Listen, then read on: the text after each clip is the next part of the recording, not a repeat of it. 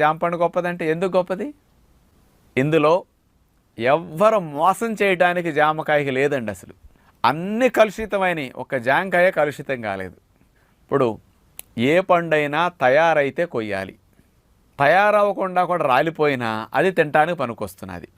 నిమ్మ పండు గాలికి రాలింది, నిమ్మకాయ రాలిపోయింది, దాని కార్బైడ్ వేస్తే ముగ్గుతుంది, నిమ్మరసం పిండుకోవడానికి మళ్ళీ మార్కెట్కి లేత పిందులు పెడితే కొండవు, అందుకని దాని కార్బైడ్ వేస్తే రంగు వచ్చేస్తుంది, పైన కొనేస్తాడు.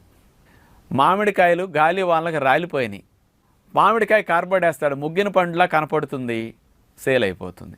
అరటికాయ ఇంకొక రోజులు, నెల 15 రోజులు ఉంటే కానీ చెట్టును తయారు కాదు, కానీ ఈలోపు గాలికి ఇరిగిపోయింది చెట్టు, ఆ అరటికాయలను కోసుకొచ్చి కార్బైడ్ వేసి అమ్మేస్తాడు, అంతే. బత్తాయిలంతే, కమలాలంతే, కార్బైడ్ వేస్తే రంగు వచ్చేస్తాయండి. ఇప్పుడు ముసలోళ్ళకు కూడా నెత్తికి రంగు వేస్తే కుర్రోళ్ళు అవ్వట్లేదా? ఇప్పుడు అర్థం